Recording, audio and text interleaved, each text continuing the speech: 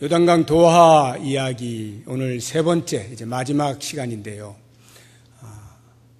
요단강 도하 사건을 우리가 성경을 통해서 보면 볼수록 의아하죠. 가나안 땅에 들어가 전쟁을 치러야 하는 이스라엘 백성들에게 요청하시는 하나님의 요청의 내용이 의아한 겁니다. 전쟁을 치르려고 하면 적어도 전쟁 준비를 해야 되죠. 땅을 정탐을 해본다든가 우리가 가지고 있는 무기가 얼마나 되는지 손질도 하고 점검도 해보아야 되고요. 어떤 식으로 싸워야 될지 전략도 수립을 해야 될 것이고 보급로는 어느 경로를 통하여서 오고 가게 할 것이냐 등등에 대하여서 준비를 해야 할 것입니다. 그런데 우리 하나님께서는 그들에게 준비시키시는 것으로 다른 그 어떤 것이 아닌 집에 가서 몸을 깨끗이 씻고 옷을 빨아놓고 남녀간에 부부가 잠자리 하지 말고 성결히 하여 기다리고 있어라. 이게 준비입니다. 전쟁을 하는 것 같지 않죠. 그저 어디 소풍 가는데 준비하는 것 같은 느낌이 들 만큼 전쟁을 준비하는 모습이 아닙니다. 심지어는 요단강을 건너는 실행 단계에 있어서도 다른 그 어떤 전략이 없습니다. 아주 무식한 방법, 무모하리만치 어이없는 방법인 앞으로 돌진, 이것이 그들이 요단강을 건넌 방법입니다. 이런 것을 보게 될 때에 하나님께서 과연 이스라엘 백성들에게 전쟁을 시키시려고 하는 것이냐 하는 부분에 대한 의아심이 있습니다. 그러나 이 사건을 통하여 우리들에게 들려주시는 것은 그리스도인의 전쟁은 다름 아닌 사탄과의 전쟁인데 그 사탄과의 전쟁에서 가장 중요한 것이 하나님의 거룩을 드러내는 것임을 우리에게 보여주는 것입니다. 그리고 그 하나님의 거룩을 드러내는 영적인 전쟁에 있어서 가장 중요한 것이 하나님을 믿는 믿음이라 하는 것을 이 사건을 통하여 우리에게 들려주고 있는 것이죠.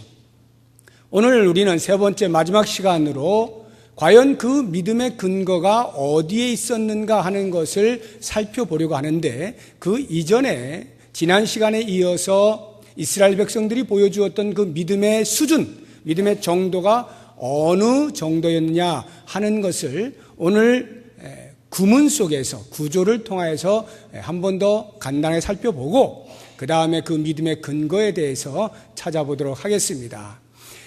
이 여호수아의 저자가 그들의 믿음을 소개하기 위하여 아주 중요한 단어 하나를 반복하여 쓰고 있습니다. 그런데 그 반복은 불규칙하게 아무데나 자기가 쓰고 싶을 때 쓴 것이 아니고요. 이 문맥 전체를 구조를 통하여서 규칙적으로 의도를 가지고 동일한 단어를 반복하여 쓰고 있는 것을 봅니다. 그것을 우리가 보통 교차 대꾸법이라 이렇게 말을 하는데요. 어떻게 구성이 되어 있는지 그 단어를 한번 살펴보도록 하겠습니다. 히브리어죠. 히브리어 단어가 아마드라고 하는 동사인데요. 이 아마드가 어떻게 쓰였는가 하는 것을 본문의 말씀을 통하여 봅니다. 8절을 보십시오. 8절 같이 읽어봅니다. 너는 언약궤를 맨 제사장들에게 명령하여 이르기를 너희가 요단 물가에 이르거든 요단에 들어서라 하라. 이 아마드가 영어로 하면 stand, 서다라고 하는 뜻입니다. 여기 보니까 요단에 들어서라, 들어가 서라 이 말이거든요. 여기 서라 이것이 아마드예요. 하나님의 명령입니다. 그런데 하나님께서는 명령하실 때 명령만 주시고 너희들이 알아서 해 이렇게 하시는 것이 아니라 그 명령을 순종할 수 있을 만큼의 약속도 함께 주십니다. 자, 약속의 말씀을 보시죠. 13절입니다. 같이 읽습니다.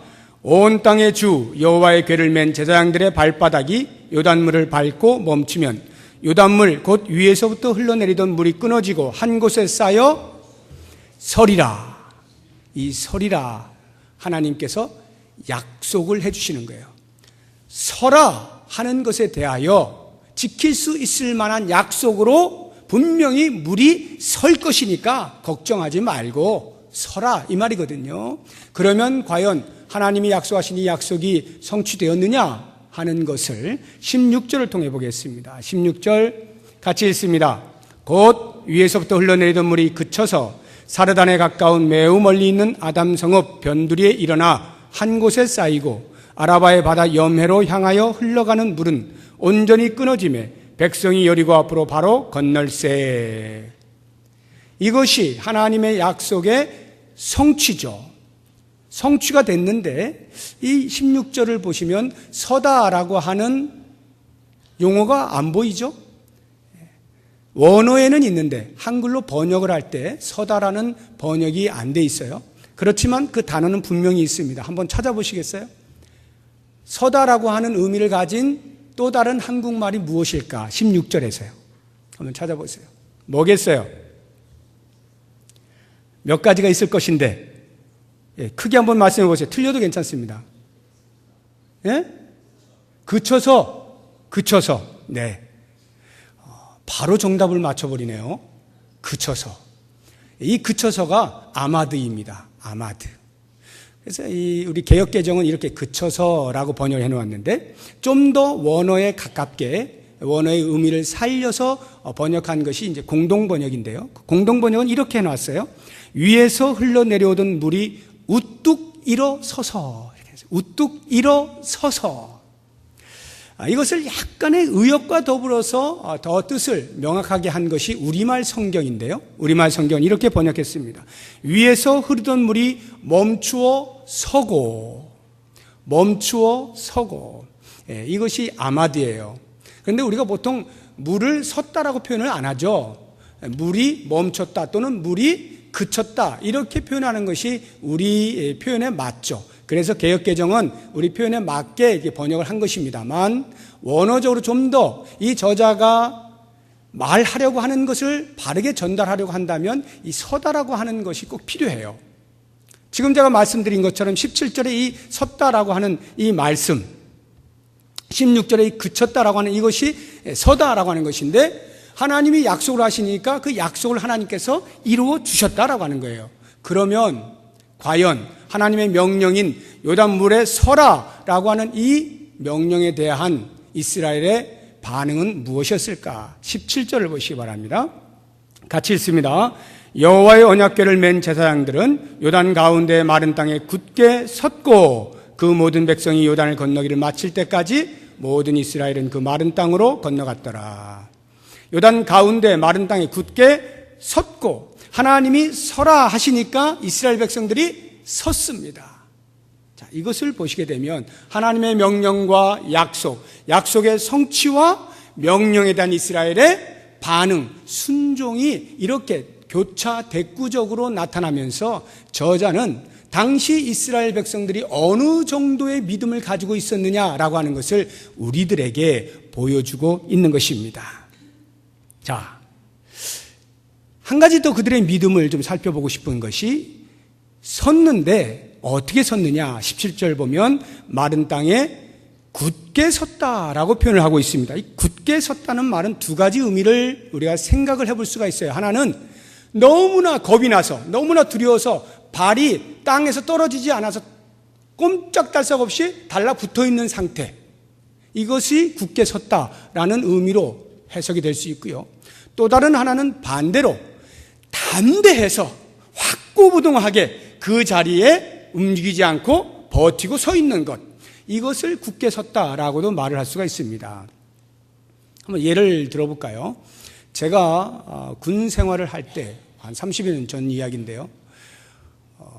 저는 군단 내에 그 포병 여단 소속의 그 포병 대대에서 포병으로 군 생활을 했습니다. 그런데 어느 때에 군단 내 모든 여단별 체육대회가 있었어요. 그 체육대회에 한 가지 종목만 가지고 했는데 격구라고 하는 것입니다. 축구는 잘 아실 텐데 격구는요, 공이 한 서너 개 돼요. 그리고 손발 다 사용하는 거예요. 마치 럭비 하듯이. 그리고 축구가 11명인데 격구는 각 팀당 40명씩입니다. 80명이 운동장에서 와르르 뭐 하는지 모르죠. 무조건 골대에다 집어넣고 보는 겁니다. 그런 격구 시합을 했는데 제가 당당하게 포병여단의 대표 선수로서 대대에서 차출이 돼서 한 달 동안 합숙 훈련을 받았습니다. 그리고 이제 시합을 했는데 결과는 우승이에요. 우리 포병여단이 우승을 했는데, 그래서 소도 한 마리 타고 휴가도 받고 이렇게 했는데, 첫 번째인가 두 번째 시합에 전차여단과 시합을 하게 되었습니다. 전차여단 무섭습니다. 포병하고 비교도 안 돼요. 걔네들은 각각 그 권총을 차는 애들이에요. 굉장히 무서운 애들인데, 전차여단하고 시합을 붙었는데요. 갑자기 어느 순간인가 보니까 제가 이제 공격수기 때문에 전방에 이렇게 앞쪽에 있는데, 선수들이 우리 쪽 골대로 다 몰려가는 거예요. 그러면서 어느 한 사람을 막 때리는 거예요. 그러니까 이제 이쪽에서 막 몰려오게 되는데, 나중에 들어보니까 우리 쪽 골대 뒤에 서 있던 전차 여단에 소속된 상사 한 분이 공이 아웃이 됐는데 그것을 안으로 싹 굴려줘가지고 그걸 받은 전차 여단 선수가 우리 골대로 집어서 골인이 된 거예요.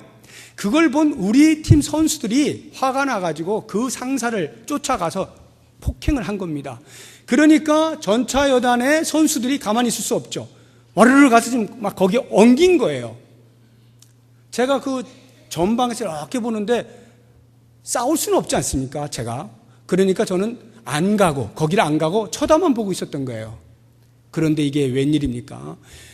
각 여단마다 응원단들이 다 몰렸거든요. 몇백 명씩 이렇게 몰렸거든요. 우리 골대 쪽에 우리 포병여단의 응원단들이 있고, 저쪽으로 전차여단의 응원단이 있는데요. 응원단들이 붙기 시작한 겁니다. 전차여단에서 한 300명이 깃발을 들고 이제 우르르 오는 거예요. 연병장으로 이제 해서 가로질러서 가려고. 근데 그 앞에 제가 있잖아요. 다 거기 가 있고 저 혼자 서 있는 거예요. 그 순간에, 그 짧은 순간에 이걸 어떻게 할까? 도망가? 말어.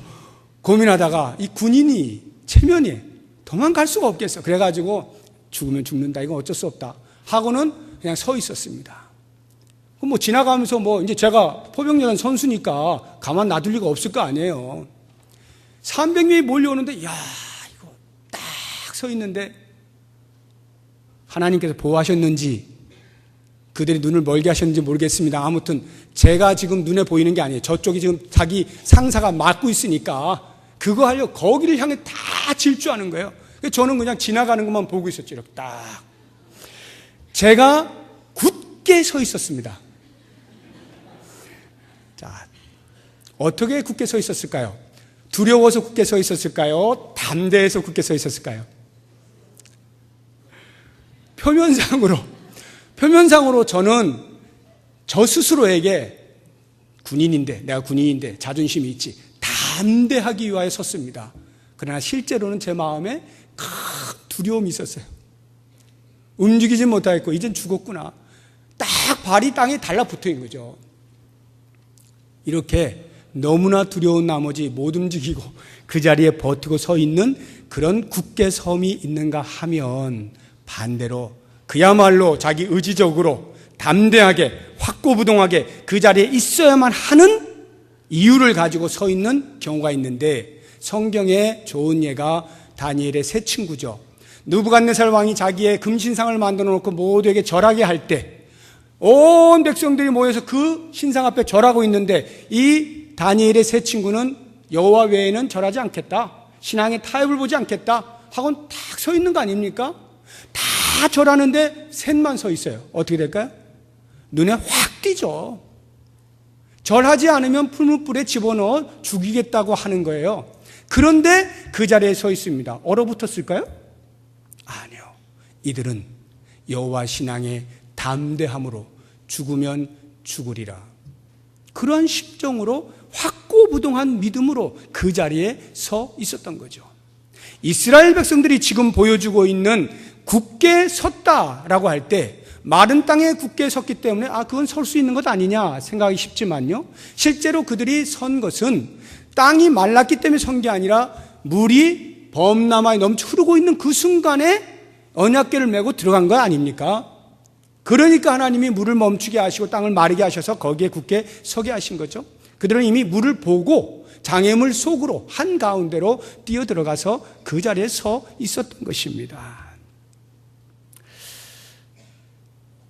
그렇게 보면 이 굳게 선다라고 하는 것, 믿음에 굳게 선다라고 하는 것이 얼마나 중요한 것이고 얼마나 큰 믿음이냐 하는 것을 우리로 알게 해주는 대목입니다. 그래서 이들의 그 믿음의 수준, 믿음에 굳게 선다라고 하는 것을 신약에서도 여러 구절에서 우리에게 믿음에 굳게 설 것을 촉구하고 있는 것을 보게 됩니다. 우리 빠른 속도로 한번 자막을 보시면서 읽어보도록 하겠습니다. 고린도전서 16장 13절입니다. 시작. 깨어 믿음에 굳게 서서 남자답게 강건하라. 남자한테만 하는 말이 아니에요. 모든 성도에게 남자답게 강건하라. 그 다음이요. 골로새서 2장 7절입니다. 시작.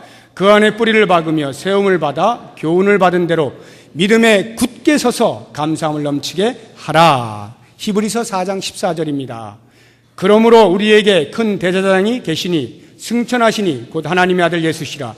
우리가 믿는 도리를 굳게 잡을지어다. 한 군데만 더 보죠. 베드로전서 5장 9절입니다. 시작. 너희는 믿음을 굳건하게 하여 그를 대적하라. 거기까지만요.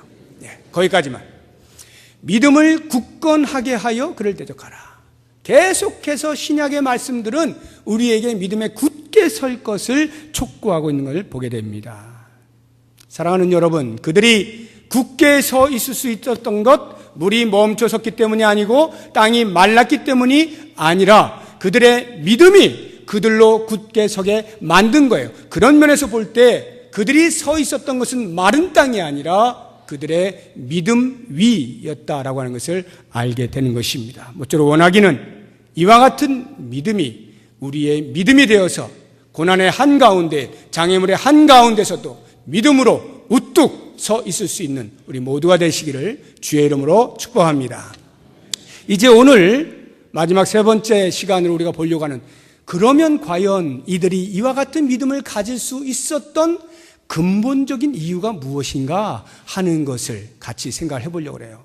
도대체 무엇이 그들로 하여금 그런 믿음을 가질 수 있도록 만들었느냐라고 하는 것인데요. 10절에 답이 나옵니다. 오늘 본문 10절 다 같이 읽어봅니다. 또 말하되 살아계신 하나님이 너희 가운데에 계시사. 거기까지만요. 그게 답이에요. 살아계신 하나님이 너희 가운데에 계시사. 여호수아가 말합니다. 하나님이 왜 우리에게 요단에 서라고 명령하셨느냐? 살아계신 하나님이 그것을 이루실 것이기 때문에 이런 말이에요. 살아계신 하나님. 다시 말하면 그들의 믿음의 행동이라고 하는 것은 자기 열정이나 자기 신념에서 나온 것이 아니라 살아계신 하나님에 대한 믿음으로 말미암아 행동이 나오게 된 것입니다. 우리가 흔히 믿음이라고 착각하기 쉬운 것 있어요. 그게 자기 신념이라는 거예요. 또는 자기 열심이라고도 말을 할 수 있고요. 또는 자기 암시라고도 말을 할 수가 있겠습니다. 자기 신념이라고 하는 말은요, 믿음의 대상이 누구냐가 관계없어요. 그저 누군가를 믿음의 대상으로 놓고 자기 암시를 통하여 심리적으로 반드시 내가 원하는 그것을 이루어내고야 말겠다라고 하는 그것을 가리켜서 자기 신념이라고 합니다. 이것은요, 그런 신념이 없는 사람들보다는 있는 사람이 훨씬 이 세상을 멋지게 살고요, 성공하면서 삽니다. 당연하죠. 그래서 기독교에 유입되어 들어온 심리 용어가 있어요. 그게 적극적 사고 또는 긍정의 힘, 이런 말들입니다. 옛날 분들은 아실 텐데 미국의 유명한 그 수정교회 목사님이었던 로버트 슐러 목사님, 적극적 사고, 조영기 목사님이 그것을 받아들이고 같이 그런 면으로 활동을 했죠. 적극적 사고, 긍정의 힘. 조엘 오스틴이라고 하는 요즘 미국의 가장 큰 교회 중에 하나죠. 레이크 우드 교회 목사님인데 긍정의 힘이라는 책을 쓰지 않았습니까? 수많은 사람들이 그 설교를 들으면서 감동을 받고 힘을 얻고 다시금 일어서는 그런 놀라운 일들이 일어납니다. 긍정의 힘. 그래서 그 목사님은 심지어 이렇게까지 설교합니다. 여러분이 생각하는 대로 됩니다. 여러분이 부정적인 생각을 하면 그 결과를 낳을 것이고 긍정적인 생각을 하면 그 결과를 또한 낳을 것입니다. 여러분이 생각하는 대로 됩니다. 이것을 긍정의 힘이라 말을 하면서 그렇게 설교를 해요. 기독교 안에 심리 용어들이 자연스럽게 들어옵니다. 믿음이라고 하는 용어와 섞여서. 그런데 여러분 기억하십시오. 저는 그것을 잘못됐다라고 말하는 게 아니에요. 적어도 성경이 말하고 있는 믿음이라고 하는 것과 그렇게 말하고 있는 적극적 사고, 긍정의 힘하고는 아무런 유사성이 없어요. 전혀 다른 것입니다. 오히려 긍정의 힘, 적극적 사고, 이것과 닮은 것이 있다면 이 땅의 종교입니다. 이 땅의 종교가 대부분 사람들에게 위로를 주고 용기를 주고 격려하면서 할 수 있어 돼 이렇게 하는 것이에요. 자기 신념적이죠. 자기 암시, 자기 열정. 그래서 얼마만큼 종교적이냐, 얼마만큼 열심으로 매달리느냐라고 하는 것으로 일의 성취 여부를 가리는 것. 기독교의 믿음은 그렇지가 않아요. 자기 신념이 아니라 믿음의 대상인 여호와 하나님의 살아계심과 그 하나님의 일하심, 그것에 대한 믿음입니다. 전혀 다른 거예요. 그래서 이 차이를 우리에게 선명하게 보여주고 있는 성경에 좋은 예가 있어요. 하나의 사건인데요. 열왕기상 18장을 보시게 되면 엘리야가 갈멜산에서 450명의 바알 선지자와 대결을 벌이지 않습니까? 재물을 단 위에 올려놓고 불을 내리는 신이 진짜 신이다 해서 전쟁을 벌이죠. 이 바알의 선지자들이 보여주고 있는 것이 자기 신념입니다. 반면에 엘리야가 보여주고 있는 것이 여호와 신앙, 살아계신 하나님에 대한 믿음이에요. 한번 생각해 보세요. 시합이 어떤 내용입니까? 제단을 쌓고 그 위에 나무를 깔고 그 위에다가 제물, 송아지를 올립니다. 그리고 불을 지피지 않아요. 기도만 해서 위에서 불 내려서 사르면 그 신이 진짜 신이다라고 하는 것인데 바알 선지자 450명이 먼저 하죠. 450대 1입니다. 이건 비교도 안 돼요. 숫자적으로 이미 기가 죽는 거예요. 그러니까 이 450명의 바알 선지자들이 얼마나 기가 살았겠어요. 그래서 이제 준비를 합니다. 우리 한번 같이 찾아보았으면 좋겠습니다. 열왕기상 18장 26절입니다. 자막 보시고요. 같이 읽습니다. 그들이 받은 송아지를 가져다가 잡고 아침부터 낮까지 바알의 이름을 불러 이르되 바알이여 우리에게 응답하소서. 하나 아무 소리도 없고 아무 응답하는 자도 없으므로 그들이 그 쌓은 제단 주위에서 뛰놀더라. 아침부터 낮까지 바알의 이름을 부르는 거예요. 그들이 바알이여 응답하소서, 바알이여 응답하소서. 아무 소리도 없고 아무 응답도 없어요. 이게 어떻게 된 거야? 창피하죠. 그러니까 이들이 어떻게 합니까? 제단 주변을 뛰는 거예요. 뛴다는 말이 뭐예요? 열심을 보이는 거죠. 열정을 보이는 거예요. 이거 반드시 불이 내려야 되는데, 열심을 가지고 바알이요, 바알이요, 불을 내려주소서, 우리의 기도를 들어주소서. 그런데요, 여전히 아무 소식이 없어요. 하루 종일 해도 안 되는 겁니다. 자기 신념은 때로 긍정적인 결과를 낳을 수도 있지만, 그러나 한계를 갖는 거예요. 불가능이 있는 거예요. 바알은 죽은 신이죠. 사람이 만든 신이죠. 반응할 수가 없어요. 아무리 우리가 무엇을 원해도 인격을 가지고 그래 알았어 내가 들어줄게 할 수가 없어요. 그러니까 오직 할 수 있는 것이라곤 비는 자의 열심에 달려있는데 마른 하늘에 날벼락이 떨어지지 않은 다음에야 그 재물을 어떻게 불사를 수가 있겠어요? 어떤 열심을 내서 그게 가능하겠습니까? 불가능이 있는 거예요. 그런데 보세요. 엘리야가 똑같은 기도를 올리는데 엘리야는 하나님께서 살아 계시다고 하는 것을 증명하기 위하여 자기의 열심을 보이지 않습니다. 그가 제일 먼저 한 것은 묵묵히 무너진 제단을 수축하는 겁니다. 그리고 나무를 올려놓고 그 위에 송아지를 각을 떠서 올립니다. 그리고 더 중요한 것은 그 위에다가 12통의 물을 붓게 합니다. 무슨 말이에요? 아무리 불을 붙여도 불이 붙지 않도록 만들어 놓은 거예요.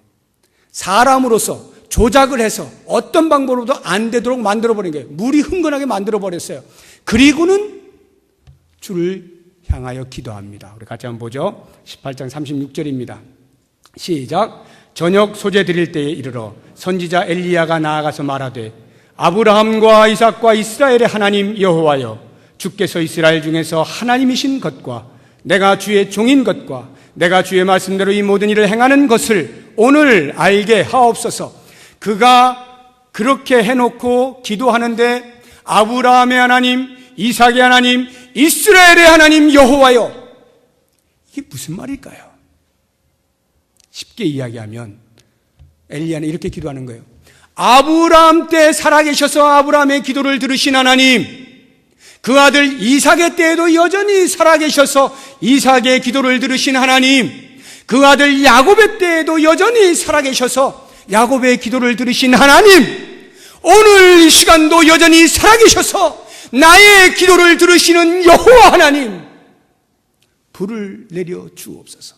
엘리야의 기도는요, 엄청난 자기 열심을 동원하고 있는 것이 아니에요. 단지 그가 의지하고 있는 것은 한 가지, 하나님은 살아계시다, 살아계신 하나님이 일하신다, 이 한 가지를 믿고 아브라함과 이삭과 이스라엘의 하나님 여호와여, 이렇게 기도를 하고 있는 거예요. 이것이 기독교의 믿음이에요. 자기 신념과는 아무런 상관이 없는 것이죠. 그 결과가 어땠을까요? 38절 한번 보겠습니다. 38절 시작. 이에 여호와의 불이 내려서 번제물과 나무와 돌과 흙을 태우고 또 도랑에 물을 핥은지라. 여호와의 불이 내려서, 살아계신 하나님이 아니고서는 할 수 없는 일, 하나님이 살아계셔서 엘리야의 기도를 들으시고 그 기도에 신실하게 응답하셔서 불을 내리셔서 도저히 어떤 방법으로도 불을 살을 수 없는 그 자리에 재물을 완전히 태워서 하나님이 받으시는 놀라운 역사를 일으켜 놓으시는 겁니다. 사랑하는 여러분, 오늘 본문에서 여호수아가 10절에 그렇게 선포하고 있는 것, 또 말하되 살아계신 하나님이 너희 가운데에 계시사. 여호수아는, 그리고 이스라엘 백성들은 광야의 40년의 세월을 통하여 순간순간마다 자신들을 보호하시고 지키시고 돌보시고 인도하시고 승리케 하셨던 것을 경험한 것을 떠올린 겁니다. 그 살아계신 하나님이 그들의 믿음의 근원이 된 거예요. 그러니까 그들은 요단강이 흐르고 있는 그 상황 속에서도 담대히 들어갈 수 있는 믿음이 생겨난 거예요. 왜? 살아계신 하나님이 명령하셨기 때문에, 살아계신 하나님이 약속하셨기 때문에 그 약속을 성취하실 것을 너무나 당연히 받아들인 거죠. 이것이 기독교의 믿음이에요. 사랑하는 성도 여러분, 이 살아계신 하나님이 너희 가운데 계신다라고 하는 말에 힘을 실어주는 것이 오늘 본문의 말씀을 보게 되면 자그마치 언약궤라고 하는 단어가 7번이나 나옵니다. 언약궤를 맨 제사장들이 언약궤를 메고, 언약궤라는 말이 7번. 언약궤가 뭡니까? 하나님의 임재 상징이잖아요. 다시 말하면 지금 우리가 볼 때는 요단강이라고 하는 넘실거리는 장애물이 앞에 있어요. 건널 길이 없어요. 방법이 없습니다. 희망이 없습니다. 그런데 언약궤가 있어요. 살아계신 하나님이 계셔요. 그 하나님이 요단물을 뚫고 지나가라고 말씀하시면 이미 요단물은 갈라진 거다 이 말이에요. 그것을 여호수아와 이스라엘 백성들이 받아들인 이것이 믿음이에요. 그들의 믿음은 하나님이 살아계시기 때문에 형성된 믿음입니다.